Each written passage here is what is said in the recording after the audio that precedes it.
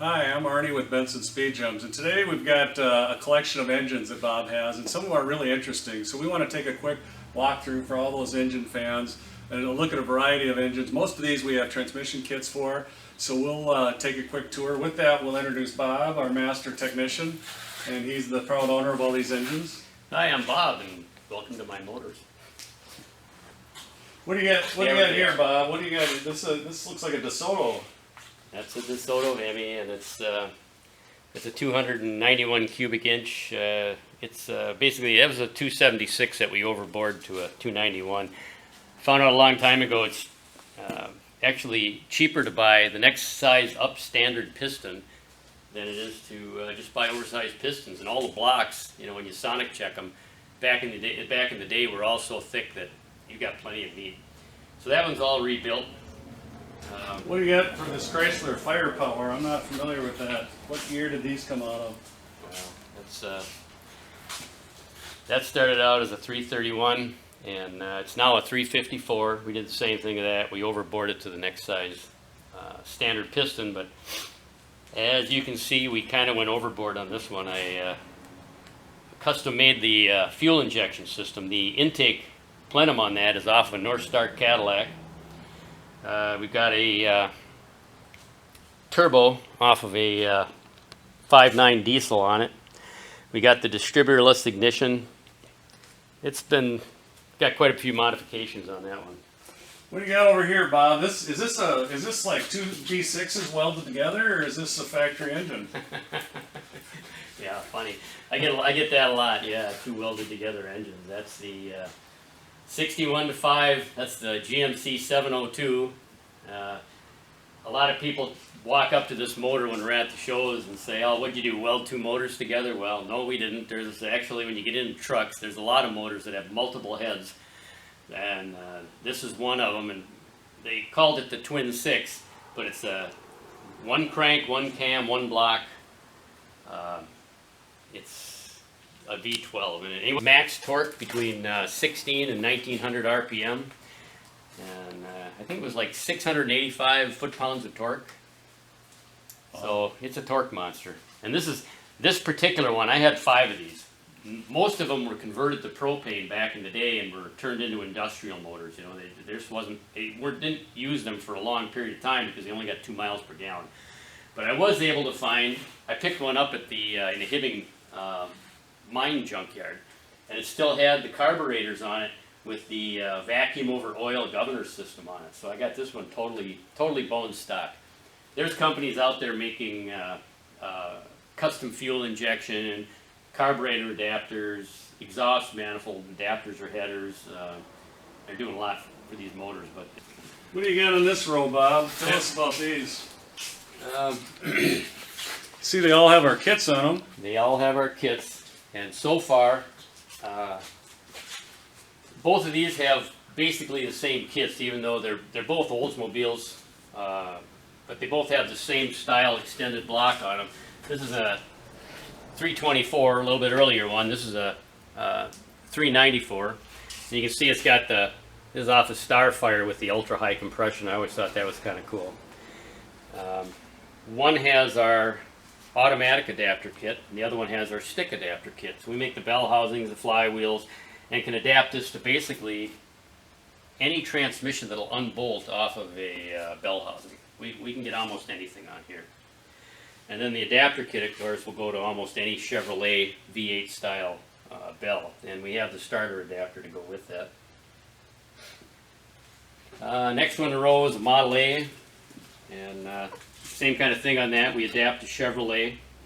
We also adapt to A4LD, for the guys that know what that is. And we did that specifically because we had a guy one day who called us up and he wanted to put an automatic on his Model A, and he wanted to put his car in SEMA on the Ford booth. Well, Ford told him not with a Chevrolet transmission. So we specially made an adapter to put an A4LD on there. So there's several of those running around. I think we sold 3 or 4 of those. And that's got the starter adapter as well. And then, of course, we got the Ford flathead, which everybody's going to recognize. What do you got here? It looks like a V12. That's a 1937 Packard V12. That's the honey of the collection there. I try to get these motors from people that hot rod their cars, and then they throw the motors away because they don't know that there's a demand for this stuff. And I've seen so many expensive motors, hard to find parts, just thrown in the trash. So that's where I got this one. It was just in parts laying on the floor at his hangar. He had his car hot rodded, and I put it all back together. All right, this is another flathead. It looks like a V6 or a flat 6. Bob, what do you got here? Well, that's the engine that won NASCAR, and that's a Hudson Hornet 308. Although this one now has 311 cubic inches. And we make an adapter to put that to either any Chevrolet or any BPO transmission. This one's got a really cool story behind it, which is too long to go into on this little deal, but same kind of thing. It comes with a mini high torque starter, so the car's got to be 12 volt negative ground when you do it. But those are kind of cool motors. I remember I had a hot rod friend of mine. Actually, it was Rick Schnell. I don't know if he mind me mentioning his name, but he was the Nostalgic Drags champion a few years back. I think he did a 775 in the quarter with a single flathead Ford, which is pretty amazing because that flathead Jack guy claims to be the fastest, but Rick Schnell is faster with a single flathead than flathead Jack is with a double flathead. So anyway, he was here watching me rebuild this one day, and he looked at it and he thought that he was actually amazed at the modifications that were done on these Hudson motors out of the factory. It was some of the things like unshrouding the intake valve, just little things like that that he always did to his flatheads to make more power were done from the factory on the Hudsons. So there was a reason they had a lot of power. How about these two, Bob? What's up with them? That looks like a nailhead. You can tell them why they call them a nailhead? Well, it's just because they got them tiny little valves, and they never really breathed good, but they had good low-end torque. That's a 425 out of a 65 Riviera. And originally that would have had an air cleaner on it that said 445, and a lot of people always thought that meant the cubic inches, but it doesn't. It meant the torque. They had the torque on the air cleaner. We make two kits for that. One for Chevrolet automatic transmission, and then we make the complete stick kit with bell housing, flywheel, etc. And just like the Oldsmobile, we can put almost any manual transmission on there that unbolts off of a bell housing. This next one is the 1956 Cadillac Eldorado motor. It's bone stock except for the air cleaners, obviously. I don't have the Batwing air cleaners. Those were really good motors. They had a lot of horsepower, and that's exactly the configuration they had out of the factory, the dual 4-barrel 365. And we can adapt that to just about anything as well. Any Chevrolet automatic or any Chevrolet style stick shift. Actually, if you put a Chevrolet bell housing on it, we have enough of the bell housing adapter plates to put darn near any stick transmission that had unbolts off the bell housing once again. Okay, we're back with some more engines here. This one is a Dodge, Bob. What can you tell us about this one? Well, it's a Dodge V10. Not much to say about it. It's a truck motor. It's not the Viper motor. Everything fits the Viper except for the starter. So we're still working on that. But the Dodge V10, it works out good to Chevrolet. You know, the few that we sold have been going to either Allisons or 4L80Es. Next one in the row is this is out of a 2000 Ford Lightning, supercharged 5.4. We got that one going to Chevrolet, and we got a few people putting 4L80Es on those.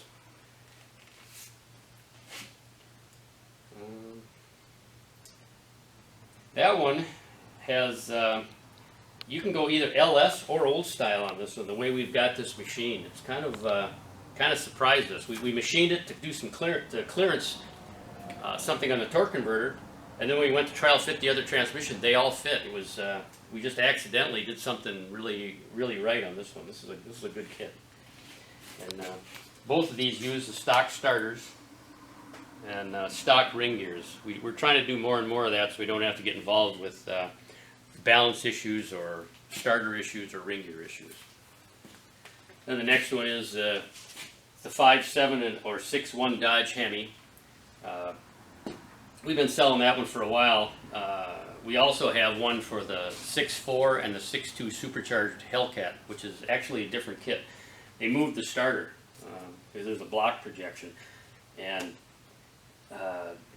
there's another company that says they have a kit that fits the Hellcat and the 6.4, and then they tell you that the starter has to go on the other side, and that you have to grind the starter in the block. And I just thought, well, it's, I don't think too many people are going to think that's a great idea. So anyway, at least our kit, the starter is on the stock location for the cars, not for the trucks, and there's no grinding whatsoever. It's a stock Hellcat starter, stock Hellcat flex plate. We just adapt on to the top of that stuff. Next one, obviously a supercharged 3800. We put that north-south. It's a good little power plant for retrofitting. I always thought these would be a great little street rod engine. I haven't seen as many as I thought I would see, but a few of them.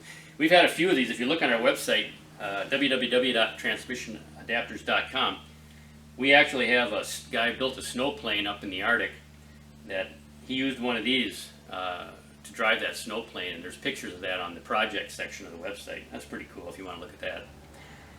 I'm finding that's kind of a good use of the kits. They either put them in rock crawlers, they're putting them into airboats, they put them in those snow planes.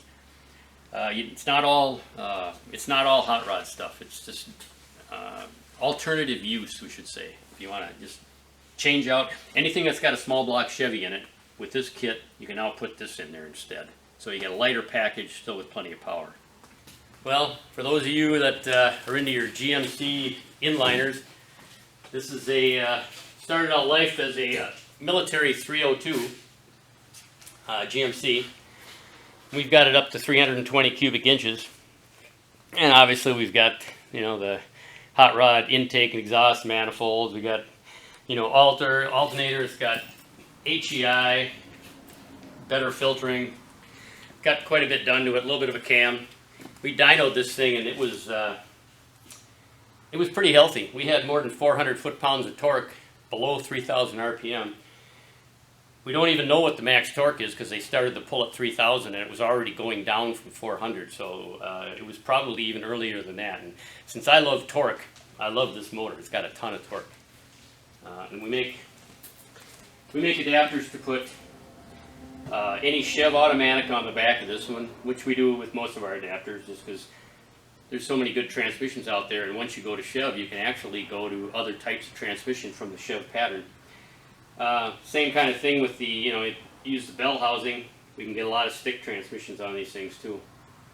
So we got the Jimmies covered.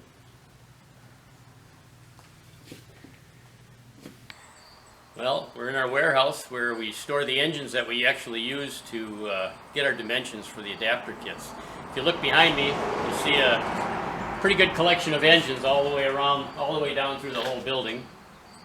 And I don't know if I can identify every single one, but we got a V860, 41 Buick, there's a 35 Chev 208, Rambler Flathead, 50 Chrysler Hemi. Just right on down the line, we got lots of engines. We got this 223 Ford, got a Hudson Flathead 348, 5-bolt 289. Some of these up on top are BMWs and Mercedes engines. This is our MEL collection here. The Merc Edsel Lincolns. We got the 341. 430, that's a late 430, or let's see, that's a Y block. We got to get that down and clean that one up. And there's a early 430. There's the late 430. That's a 462. And there's a 429 over here. That one's rebuilt, kind of a hot rod one. There's a 317 down there, 400M. Another GMC 270. A couple of Buick straight eights. I mean, just right on down the line, there's a whole Pontiac row. There's 6 Pontiac engines there. And then next to that, there's a bunch of Buick nail heads. We just use these to trial fit kits if there's a question of fit. And you know, we get our dimensions off a combination of these engines and all these bell housings that we have. We've got literally 500 bell housings off of engines from clear back into the 20s. Please don't call asking to buy them. We're not selling bell housings. That's not what this is all about.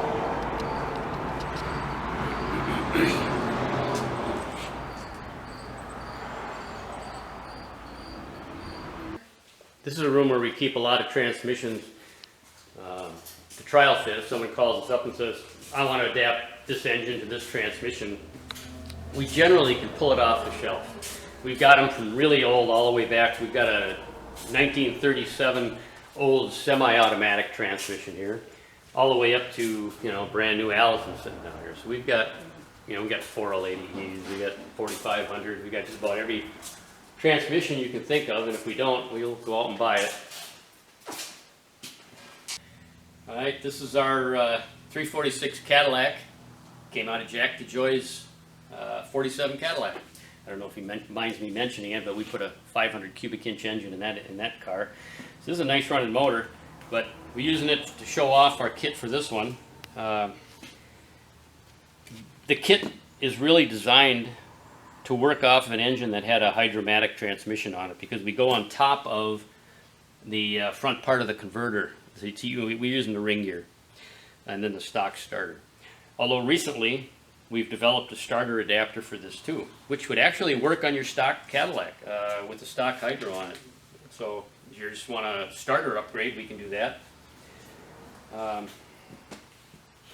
Next to it is an engine that we're kind of thinking of making a little challenge here on this. If you're watching this video, I want to see how many people can actually identify this engine. Challenging you to either, I think we should probably do it off of the email or on Facebook. So yeah, maybe a Facebook answer or an email to the website. Tell us what that is. Get a free T-shirt if you can identify it.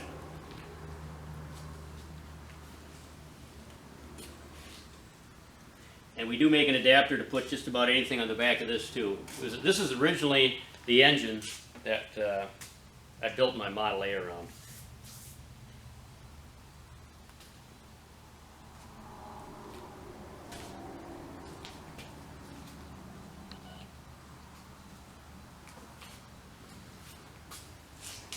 Okay.